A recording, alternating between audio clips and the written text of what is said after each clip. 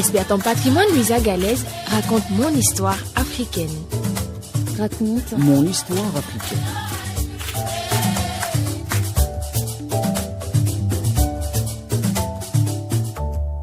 Si l'on cherche les plus anciennes littératures africaines connues, à l'instar des œuvres de Saint-Augustin ou d'Apulée de Mador, on remonte à des époques fascinantes.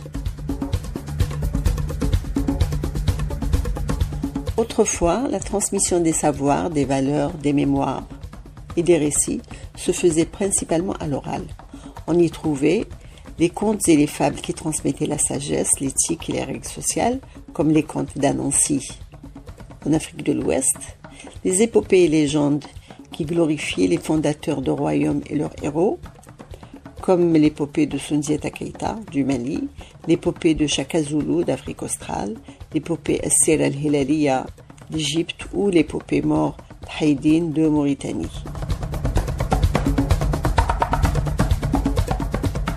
Les chants et poèmes étaient souvent accompagnés de musique qui rythmait les cérémonies, les guerres, les mariages ou les deuils.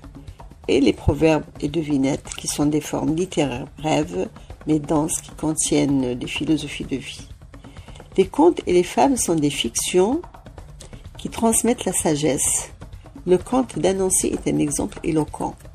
On raconte qu'il y a très longtemps, Nian, le dieu du ciel, gardait chez lui toutes les histoires enfermées à clé dans un coffre en bois. Les gens de la terre n'avaient pas d'histoire à raconter.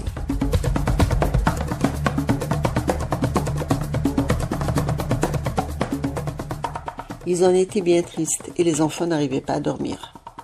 Alors ils demandèrent à l'astucieux Anansi, l'araignée, de les aider. L'histoire est longue et pleine d'anecdotes, mais à la fin, Anansi réussit à capturer les histoires du monde pour les offrir aux humains. Moralité, même les êtres les plus faibles, comme l'araignée, peuvent triompher par l'intelligence. Autre moralité, l'oralité est plus forte et plus résistante qu'un livre dans une bibliothèque.